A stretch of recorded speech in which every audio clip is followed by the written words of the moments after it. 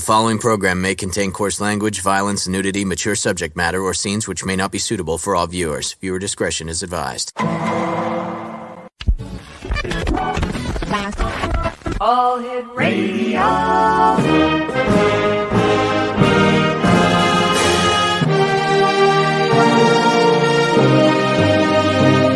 Welcome to the X Zone, a place where fact is fiction and fiction is reality.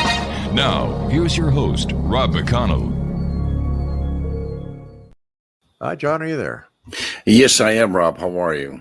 Hey, I'm doing fine. Thanks for joining us, John. Tell us a little bit about yourself and your amazing journey, and congratulations on all the awards you've won. Oh, thanks. They're collecting dust, and my wife says I have to put them in the attic, or the IKEA bookcase will collapse and kill the cats. Yeah, that's what my wife says too. So I understand where you're coming from, but I say, in our case, it's the dogs. The dogs go, the awards stay. Well, no, my cats. It's a self-esteem boost, but I was very lucky. First of all, I want to salute you for staying on the prowess for your program. I appeared a few times 15 years ago, 2007, 2006, and I believe 2004 in your program. So it's great to see that we're both kicking in there. I hosted a program called The Folklorist, which was a historical TV show. Essentially, I do a stand-up narrative in period costume. We'd bring in actors around them. Yeah. And we did various segments, including paranormal segments, which included the Dover Demon, an alien encounter in 1977 in Massachusetts, the Gloucester Sea Serpent. Allegedly, this monstrous sea serpent was seen in Gloucester, Massachusetts in 1816, 1817. Spring Heel Jack, a Victorian era man that breathed blue fire. Angel of Mons, World War I opening battle where allegedly the British Expeditionary Force was surrounded and these angels appeared above them and scared off the Germans. What else? A couple of other segments that we did related to paranormal phenomena, but it was basically history based, and we were very, very lucky to win many, many awards over it. And my favorite segment was probably Ape Canyon, which is the historic Bigfoot story where these miners in 1924 were in a cabin at the base of Mount St. Helens, and allegedly these creatures that they really ticked off started pummeling them with boulders. So I've been around the block and back, and every day that you get up, Rob, is a good day. It's a win. So, and I've always been in the periphery of paranormal phenomena, and I'm starting to get back into it. I was back from the early 90s, pre-internet days. Right. I was in Roswell before the internet got going, got to interview some of the primary witnesses. I got involved with an area called the Bridgewater Triangle, which you talked about, the Great Lakes Triangle. Yeah. In our area, which has anomalous creatures, whether it's balls of light, UFOs, Bigfoot, giant birds, giant snakes, giant cougars, giant dogs, in giant stories, a lot of hyperbole, exaggeration, and embellishment as well. So, but it's always fascinating. Where did your interest come from, John? Yeah, I guess starting In Search Of in the 70s. Oh my gosh! Yeah, and also those monsters, myth or magic movies, like in the early when the Patterson Gimlin film, right, of 1967, October 67. That's what stimulated me. I know 4 people have claimed to have been in an ape suit. I've met Bob Gimlin, and to this day, they still cannot disprove that. So I guess that's where it stems from. And of course, a UFO flap of 1966. I know when it was in Massachusetts, and I barely remember going out to my front lawn with my family and seeing something. So, wow. Yeah. What's your take? I'm just going to go on a little bit of a sidetrack here and ask you about what is your take on Skinwalker Ranch? It creeps me out. I was really in that. Yeah, absolutely. And the studying, it's a portal. I think there's demonic presence there. There's alien presence there. I think that in Bigfoot research, you have the argument between the people who associate Bigfoot with UFOs and the flesh and blooders. Okay. And Skinwalker Ranch, Colm Kelleher's book, which came out 15, 16 years ago, where he said this ape-like creature emerged from like this light portal. Very strange, very odd. I believe there's that the research that they're doing, and there's other portals like Skinwalker Ranch. Yeah. You talked briefly about Bigfoot and the work that the investigations that you've done into Bigfoot. Tell us more about that. Is there any evidence Yeah, when well, it comes to Bigfoot? Well, I can't believe in Bigfoot because I've never seen one, but I believe people have seen one. And I believe in the people Right. who have seen one. And there's, with more and more cameras out there, everybody has a camera going instantaneous. It's no longer the camcorder on your shoulder. Right. They have drones too. And all of the strange footage is emerging. They're going deep into the bush. A guy by the name of Todd Standing, he's come back with this incredible footage. And people say hoax, hoax, hoax. And I'll be the first to take the opposite approach and to take the contrary approach and say, wait a minute. Hold off. I'm not sure yet. But they've been seen in remote areas, especially when the pandemic came and they shut everything down for essentially 3 months. Whatever these things are, along with other wildlife, encroached into inhabited areas. So I believe there's certainly something to it. And this a litany of these stories go back to the 1800s. Of wild man encounters, Canada, for instance, Jacko, the abominable snowman, Hillary, Edmund Hillary, he never came out and said it, but a lot of his guides, and Eric Shipton, who went up on Everest, had found these footprints. So there's something to it.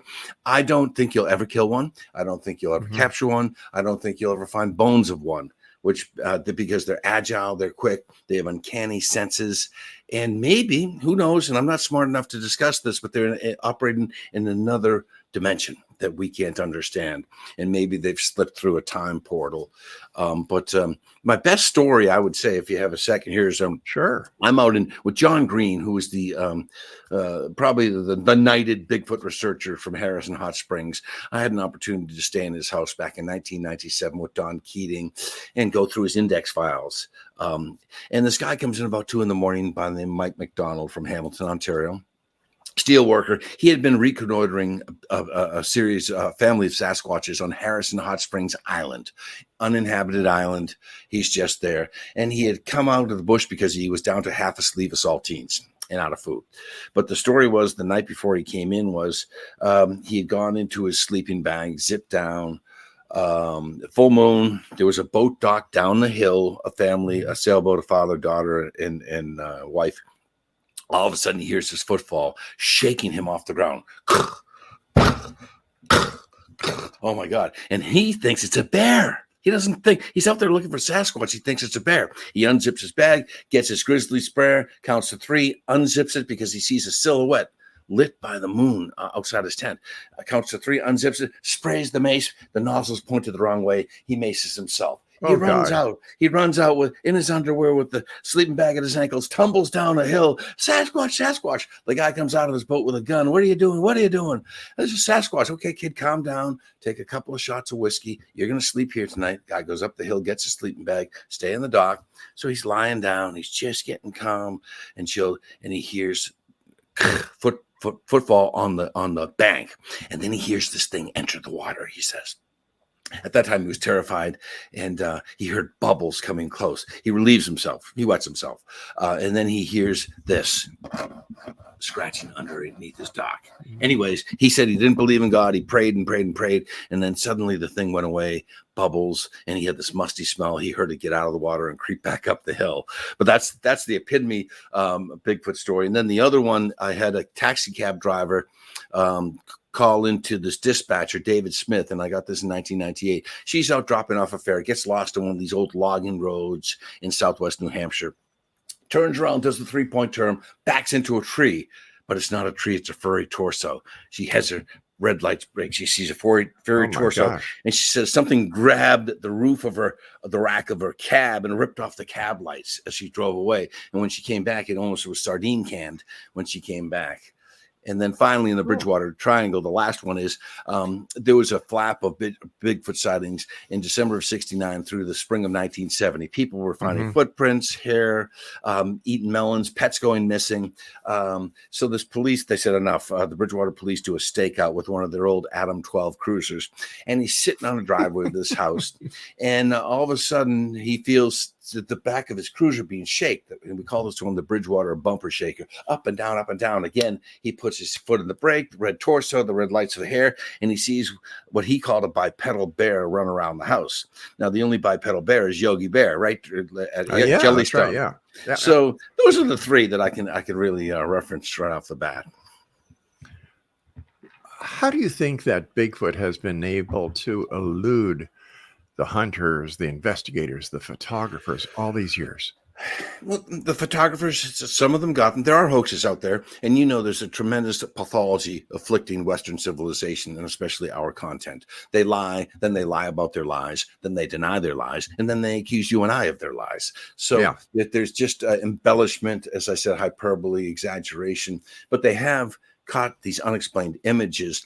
Hunters have shot at point blank range. The thing turns over its shoulder, walks. They found blood droplets, or so they claim, footprints, scat droppings, but periphery evidence. They don't have anything hard. And one guy came out over 10 years ago with a body, and I called hoax before I even saw it. He had a rubber body. And there was a hoax back in 1967 called the Minnesota Iceman, where somebody claimed to have had the body of a Sasquatch. And again, here it is. We're in 2022. They're not going to find one. They're not going to catch one. So it's more and more people claiming to see it. It's the big hit of the internet. You want viewers, all you got to talk is Bigfoot on the internet. So it's elusive. John, we've got to take our first break. What is your website for our listeners that they can go and visit? I have so many of them, but I guess that they could go to US Folklore, FOLKLORE.com. That would bring them to my portal of my historical lecturing. John, stand by. Nice seeing you again. And once again, congratulations on all your awards and the great work you've done over the years. Thank you. X Zone Nation, John and I will return on the other side of this break as the X Zone continues with yours truly, Rob McConnell, from our broadcast center and studios in St. Catharines, Ontario, Canada. Don't go away. X Zone Nation, John Horrigan is our special guest. usfolklore.com is the website. And John, over the years, you've spoken to many interesting people. One of the most famous UFO abduction cases, the Betty and Barney Hill case. And I understand that you actually had the opportunity of interviewing Betty Hill herself. What was that like?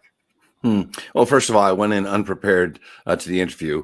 Paranormal researcher Lauren Coleman had set up an interview with Betty in September of 1999. And coincidentally, by the way, 62 years ago tonight, she first reported her sighting to Pease Air Force Base, September 21st, 1961.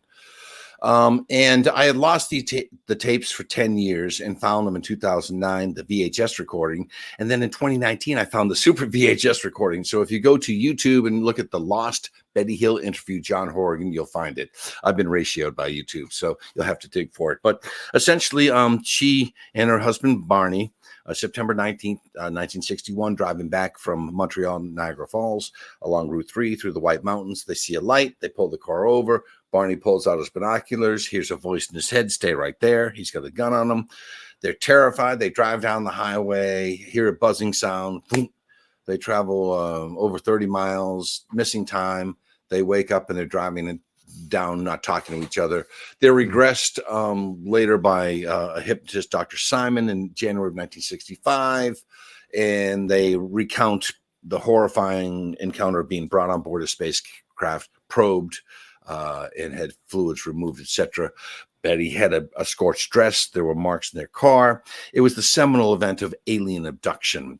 And when I interviewed her, she was cognizant and she knew the UFO game very well. She claimed to see UFOs on demand.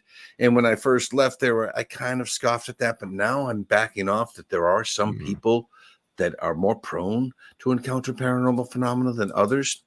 When I was in Gulf Breeze, Florida, there was a major UFO sighting in 1997, but I missed it. I was there and I didn't see it. So, and somebody told me you're not at the right vibrational rate.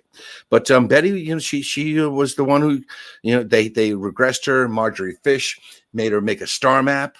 Okay, and they vetted that star map of where these entities came from. And if you listen to the experts, there's dozens of what I call space bugs out in the universe, and they can manipulate time, space, and light. And she was one of the first. And then since then, Bud Hopkins, who I had a chance to interview, he did extensive research in that. John Mack, Carpenter, who I guess is was it Carpenter? I forget his first name, but he's the leading researcher now. And I believe these people, they're not making this up. Their lives were changed by this, and they have scoop marks found. They've had alien implants.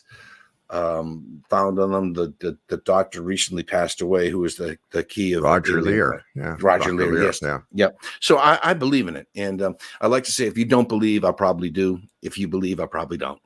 I'm a contrarian. Why do you think Betty and Barney Hill waited 4 years from 61 to 65 to bring their story forward? Biracial couple, right? In New England, and also scorn and ridicule. And there was no correlating, except for George Adamski from the 50s. And she didn't know about that. There was no correlating story. People, their friends told them, you're insane, you're crazy. And then when they were regressed finally by Dr. Simon, and their stories matched up, and all that terror from that night came back.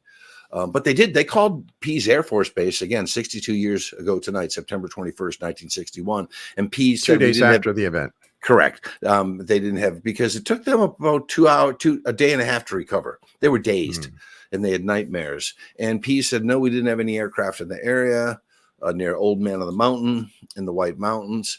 And so they were puzzled, and they kept asking, they kept lecturing about it. There was an article in the newspaper. So it's not that they just came out with it. They've had to find ears to listen to their story.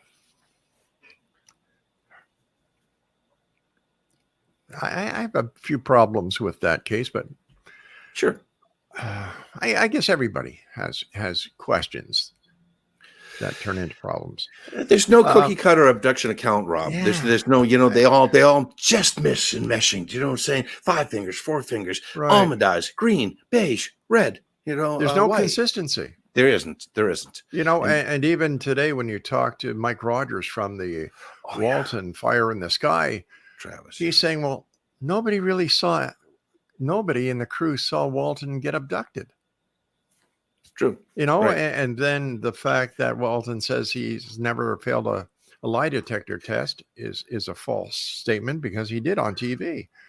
When you've got Mike Rogers saying that, it was all about the money now. What does this do to not only the Fire in the Sky with Travis Walton, but the Betty and Barney Hill story, where, it seems that there's starting to be a crack in the alien abduction scenario? Well, first of all, I have to be careful about what I say about Travis. He's a friend of my wife's. Okay. I looked at this. I thought the movie was tremendous. I have to tell you that I haven't poked holes in Travis's story. I embrace it through my wife. But the alien abduction phenomenon, like you said, it was all the rage up until the late 1980s. And then when Bud passed, about 14 years ago, it just went.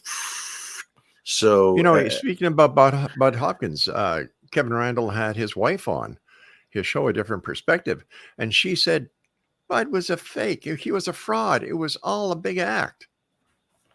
So when you've got a wife saying that about somebody that is revered within the alien abduction world, and then you hear the cracking of the stories between Travis Walton and Mike Rogers, it seems that more and more people are starting to say, well, you know what?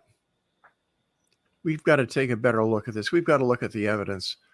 And so where do we go from here? Okay. I guess I didn't see the interview, it was Bud's ex-wife, not Leslie Kane, his partner when he died, right? Leslie Kane is, big UFO researcher, and she's taken on Washington. But how can I say this? I don't have an ex-wife, and I'm thankful for that. But I'm sure that ex-wives are bitter, right? As our exes. They can be, but there are those cases where ex-wives and ex-husbands get along very well. Yeah, but why does she come out now when he's 10 years in the grave? Maybe nobody's asked her. Maybe nobody's asked her before. Kevin did. Okay. And I like Randall. Randall is top notch. Yeah. Randall is the best in the business. Yeah. Roswell, New Mexico. Big story. That's the mecca for ufology. I know that you were there, and you had the opportunity of meeting some rather encountering people and experiences that you had going back to the 1990s. You're right. I visited there 3 years in a row on 95, 96, 97. And I remember driving out in 97 saying, this is bollocks. And then I said to myself, when they disclose, the government comes forward and discloses UFOs exist, which I think they did in December of 2017, nobody will care. It won't even make the news between weather and sports. Yeah. And when I was down there the first time, Randall had just released, or he was the truth about the UFO crash at Roswell, and him and Schmidt split off. Yeah. But I got to talk with Kevin extensively, Don Schmidt extensively, and that's kind of like Simon and Garfunkel breaking up, in my opinion, and each saying this. But there were so many men that backdated themselves into the story that really made it go bad. Ragsdale, that's bollocks, okay? Frank Kaufman, come on, stop it. And then when I talked to Glenn Dennis, and I had this feeling, and I interviewed him, this guy's lying. He's not telling the truth. He was the mortician, little bodies. Yep. So and then Frankie Rowe, crying on demand. My grandfather saw the bodies, and as Randall will tell you, they still don't have the alien bodies. We have talk of the alien bodies. Yep. 4 fingers, 5 fingers, 6 fingers, 4 bodies, 3 bodies, 2 alive, 1 alive, 3 dead, 4 dead. Corn Ranch in the side of the ranch. They had the debris field, and I can tell you the debris field happened. I walked out on the deep debris field in 1994 with an archaeologist, and when we went into Roswell, the first day, 2 museums. The first one had a tiny X right in that land, and I said, take me there. We went out, and he dug up some strange metallic things, and he gave me a few pieces, and I've lost them. But I believe in the debris field. I also think that Brazel discovered that not on July 4th, in mid-June. If you look at the original testimony, the Bill Moore book of 1980, right? And I know Bill Moore's got his warts too, but when he collaborated, I think it was with Friedman, right? Or Bill, I forget who it was. But he talks about mid-June, even preceding the Kenneth Arnold event of June 24th, 1947. So Roswell, if you notice, 75 years just passed a couple of months ago, it went away with a whimper, and that's the way we should do Roswell. It's time to quit Roswell. Randall was great, Schmidt was great, but nothing will come forward from Roswell. Yeah, I agree with you 100%. There is one major bone of contention that I have with the entire Roswell story. That's when Jesse Marcel, the base intelligence officer, leaves the base, goes to the debris field, takes debris, and as soon as he takes that debris, he's retaining the custody for the case. But instead of going right back to the base with the maintaining the chain of custody, what's he do? He goes home, lets his kid play with it. That makes no sense to me. Right then and there, the story's dead. Yeah, but Jesse Marcel Jr., high integrity guy. Okay. And I know he's passed, but I got to talk with him, and he was consistent, the I-beams and the different markings. But here's my theory. Walter Haut, if you look at that press release, it's a joke. A flying saucer landed. It's being stored on a ranch. Who could, back then, it's like a game of telephone, children's game. He was picking up phones, Haut, left and right, and somebody was asking him a question. Yeah. He put that into the story. But I bet you Butch Blanchard with a cigar in his mouth said, hey, put out a press release. They found a flying saucer outside Corona in this ranch, Mac Brazel, and that's it. And he walked away, and everything else was Walter Haut. Everybody else got promoted, so did Marcel, but Haut got drummed out of the military a year and a half later, okay, with no accolades. But I think he brought this story, he embellished it, he brought it down, and all these phone calls came in with the headline. Ramey had to retract it. I think they flew the debris to Wright Field in Ohio and also Fort Carswell in Texas. But it was Haut who came up with that ridiculous story of a flying saucer captured intact and landed at a ranch. That was Haut's writing, nobody else's.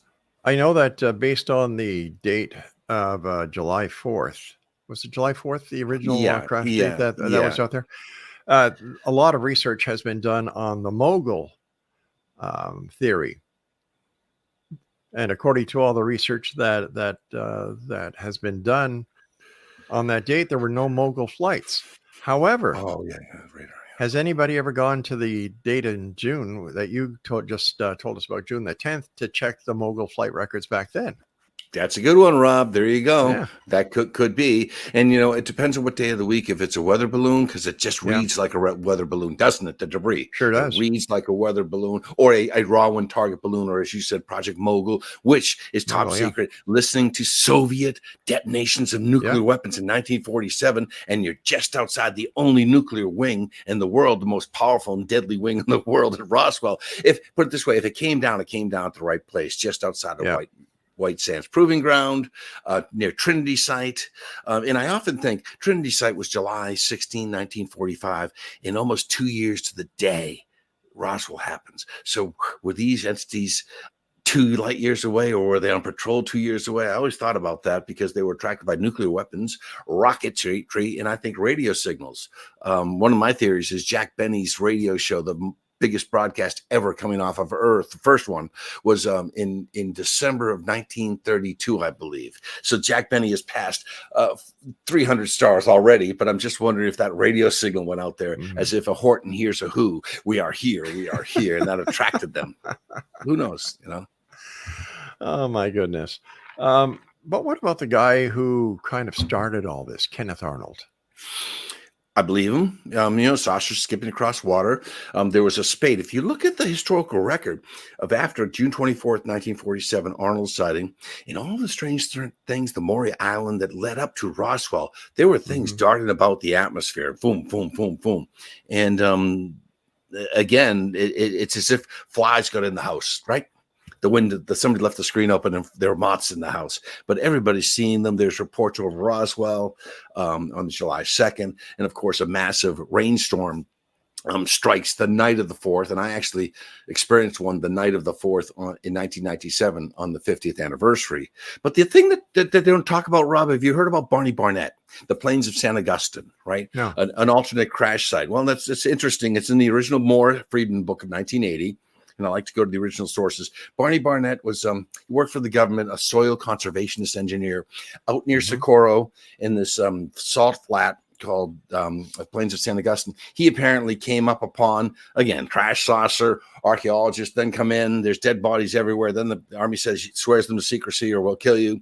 And then that's taken and moved to the Heart Canyon episode, which I don't believe in, Aztec, and some other flying saucer encounters. So either you have no flying saucer crashes or multiple. You can't have one. You can't. And, they can't come halfway across the galaxy and then crash into a side of a mountain outside of Roswell. It just doesn't make any sense to me. But the Barney Barnett story. Yeah. Is it possible that Kenneth Arnold's story was, I'm not doubting the validity of what he says he saw, but is it possible that what he actually saw was military aircraft? I mean, there are military bases out there, in that area. It's just we do know that there are bases in the sides of mountains that they actually have. We know that this isn't a conspiracy or a cover-up. Sure. But this Arnold, he seemed like just the facts, ma'am type of guy, down to earth, experienced pilot, just didn't seem prone to lying, didn't like all of the press that was upon him. Right. I'm not saying he was lying. I'm not saying he's lying about he misidentified something. Thinks he saw. Yeah, exactly. In the squadron, I guess the speeds that they were traveling and the formation, though, for us to put that many jets up at that time in formation without a sound, you got to remember the jets that we had flying. Do we even have F-86s back then? They're so loud, right, with the afterburners that you would have heard them and they would have left some sort of contrail or it depends on it. But it also depends on how far away they were. It depends on what altitude they were at. True. But he had the chevron shape, that wing. A lot of these UFO stories, in my opinion, do not get the information from the military that people are hoping for because the military doesn't want to share the information. And I can understand it. There's need to know. And do we need to know what the military is up to at all times? I don't think so. Because I agree. I also think that many times ufologists actually push the limits further than they should. I agree 100%. We don't need to. I agree. You and I are on the same page with this. Don't wag your finger at the military. If there are UFOs, 5% they can't explain. You bet they'd keep them close to the vest because if the Soviets got a hold of that technology and back engineered it, that puts it at us a tremendous disadvantage in terms of speed and maneuverability. So, yes, absolutely, they would keep it close to the vest. John, you and I have to take a break. Please stand by. And Exo Nation, if you'd like to get more information about our guest this hour, John Horrigan, visit his website, usfolklore.com. We'll be back after the short break. Don't go away. John Horrigan's our guest. usfolklore.com is the best site to go and find out all about what this gentleman does. And John, I also understand you've been to Area 51. Tell me, did you see any crashed UFOs? Did you see any aliens? What did you see? Camo dudes chasing our butts out of there.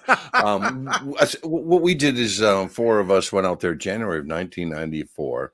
Then little alien, couple of beers and us, and that little alien down Mailbox Road. Right, we breached the sign. So in theory, we were on the base because they went and they seized the land that we were on towards Freedom Ridge. They chased us out. We broke an axle, had to drive 30 miles back to Las Vegas, and we were lucky we didn't get arrested. Did we see anything? No. Did we see the glow of the base? Just barely. You have a better chance of seeing Area 51 sitting on the right side of an airplane from Denver to Albuquerque than you do trying to sneak in. So it was terrifying. And we almost got caught, and I saw nothing. And my question about Area 51, Rob, is what are they doing there now? Okay, it's been 30 years since the flying saucers, right? Where are they? You know, they got drones, I guess, and I know they fly Russian aircraft there when they play the Red Hat games. Yeah. Although I'm just wondering, has it been moved to Hill Air Force Base in Nevada outside of Dugway Proving Grounds, or what are they actually doing there? And of course, you've heard Lazar with the S4 story as well. What's your take on Lazar? I think it's fascinating. He's been regurgitated. You know, this is his third coming now, right? And yeah. I think it's Jeremy Lockyer Corbell. They can't shoot him down. I mean, he's still on the saddle. In his story, still holding water. There are guys that came out and said, "Yeah, I saw him there." I think it's valid in his videos that I saw, and I think there's something to it. Recently, I saw a story about some archaeologist wandered into S4. Did you hear about that? Back in the 90s, he came in from the west, and he'd hide during the day and travel at night. And he allegedly saw some garage door opening in the hills of S4, right, Section 4, and he saw some sort of bright light inside there. So I think there's something to it. My father died 2 days ago, so I can tell you this. I'm going to tell you a story now. I'm sorry. It's okay. He was with the military intelligence, would fly out to Nellis Air Force Base. And the story he told me is when they brought out the craft onto the tarmac, is they knew when the Russian satellites were coming overhead, and they pulled them back into the garage, wait for the recce birds to fly over, and then bring the hardware back out and fly them. So I know that there was, he worked on stealth, the F-117 there, B-2, etc. So I know for a fact that they were doing advanced military aircraft out there, and they were certainly cognizant of Russian satellites flying over. Exactly. They were also doing a lot of work on the Apollo mission, and we've had T.D. Barnes on, a former contractor for the CIA that worked at Area 51 and S4, and he says there are no UFOs there. There are no aliens. The only aliens that are though are the Mexicans that work for the government. Yeah. But again, it's all speculation. It's conjecture until you see one, just like Bigfoot, right? Yeah. Somebody told me they saw one. I've never seen one. I don't want to see one. I've never seen a UFO. I don't want to see a UFO. You don't? No, then I'd have to go back in, and I'm OCD. I'd go down the rabbit hole too deep, and there's other things, and I'm afraid of that, going down the rabbit hole. I really exercised myself from ufology at the end of the 90s, and I'm just putting my toe back in the water now. But with the internet and there's just so much garbage out there. There is. The people that don't know, and then you get guys like Randall who's top notch with me. I like Schmidt and Carey. Yeah. I'd like Stan passed away, as you know. Guys like Don Ledger, Chris Stiles from Shag Harbor, Stan Gordon from Kecksburg. Those are the guys that I really like, the UFO researchers. And then the guy down Stephen, who's the one trying to attract UFOs? Stephen, the Dr. Greer. I admire him for doing that, but. Yeah, he's I think he comes from a different planet than most of us, but I'm from outer space as well, so who am I to talk? You were talking about Shag Harbor, October the 4th, 1967. Have you been there? And what is your take on what really happened? Yeah, well, I got to know Don Ledger and Chris Stiles, who wrote the seminal book on the Shag Harbor incident. And you've heard of USOs, unidentified submarine or submerged objects. The ocean's a great place to hide, okay? And there's been countless reports from ships, whether they be military or just fishing craft, have seen lights come out and fly up. But the story says that on that evening of October 4th, 1967, Shag Harbor, which is on the southern tip of Nova Scotia, residents there, some kids partying, they see this aircraft go in the water. They think an airliner's crashed. Royal Canadian Mounted Police go down and investigate. They get fishing boats out there within the next 3 hours. Some of them describe this yellow foam on the surface of the water coming up to the side of their ship. Then the Royal Navy throws divers down there. We thought that they just went down, came back up. Now we're learning they were there for several days. There are reports saying they were rotating lives, a huge round craft. Some have reported unofficially underneath the water. Then it moved off at an incredible speed offshore and then flew up and out. And of course, it was at the tripwires. This is SAC, Strategic Air Command, some very sensitive waters to probe for Soviet submarines. This is the first picket, right, to detect if Soviet submarines were incurring into North Atlantic waters. So they picked the right area to be around with super sensitive underwater radar. And then the story dies after that. And I think dark skies, is it dark? Water. Just look up Chris Stiles, Styles, or Don Ledger, Ledger, for their book. Fabulous read. Yeah. Another interesting case that happened and has fallen off the radar is Kecksburg. Yeah. There's 3 schools at Kecksburg. December 9th, 1965. Something plummets into the center of Kecksburg in this valley, this wooded area. And there's 3 schools. Some say nothing happened. Some say it was a Soviet satellite. Others say it was an acorn-shaped UFO. Army, cordons off the area. Shh, or something will happen to you. They put it in a flat bag, throw a tarpaulin on it, truck it out of there. It doesn't correlate with a Soviet satellite that re-entered the atmosphere earlier that day. But have you had Stan Gordon on your show before, Rob? Yes, I have. Yeah. Oh, he's awesome. One of my favorites. Yeah. Stan's awesome. And he heard it on the radio that night. He's in Western Pennsylvania, and there was a fervor there. And then, of course, the next day it goes and it's gone. And I was there the 50th anniversary of actually the 40th anniversary of it, and people are still fighting that were there. Nothing happened. Oh no, it was a Russian satellite. It was a UFO, and they were standing up and yelling at each other. So we don't know what. Oh yeah, it divided families. And I remember walking down into the area, and it was creepy parking my car, and coming back, and then a police officer like this. What are you doing here? You can't park here. Just basically get out, go to your conference, and go home. Yeah, But it's a fascinating story about something that crashed, and to this day we don't know what it was. You'd think that they'd come forward. It's been 65, 47 years now. Did I do the math right? 57 years since that time. They'd come out and say, "Hey, it was a Soviet satellite," or "We still don't know what it is." So until they come forward, we have to side with we still don't know what it was. We have to take our final break. Don't go away. Okay. Welcome back, everyone. John Horrigan's our special guest. usfolklore.com is his website. First of all, John, thanks very much for coming on. I hope that this is going to be as long a period in time as your last visit with us. Hopefully not. We were talking about the Roswell, and the anniversary. What would Roswell, New Mexico be without the UFO crash of 1947? Like, who care? What would ufology be without Roswell's? I think the question. Yeah, it's huge. Yeah. Big hit. Because that now flying saucer crashes, conspiracy, cover up, alien bodies. And now we know that there's more BS there than on a pig farm or cattle ranch. That's why we went by, because there's nothing more to talk about with Roswell. And anybody that says comes forward with information, you're lying, or your great uncle said something like that. It's time to move on and show me another UFO crash. Show me more UFO crashes, and you can't. Well, let's see, Leveland, Corona, Leveland Egg, the Barney Barnett and the crash of Corona. Stan Friedman, I have to say, Stan mixed up 2 stories or wove them together, and the Barney Barnett story still holds water for me, but. Leveland Egg, 1950s, the Heart Canyon. I need more data than that. It's too coincidental. Archaeologists, military comes in, swears you to secrecy or will kill you, carts off the debris. It's almost like Kecksburg in the desert. Yes. Yeah, that's right. Where's the beef? Right. Where's the data? Where are the bodies? Exactly. What about the San Luis Valley? Well, the San Luis Valley in Colorado, yeah.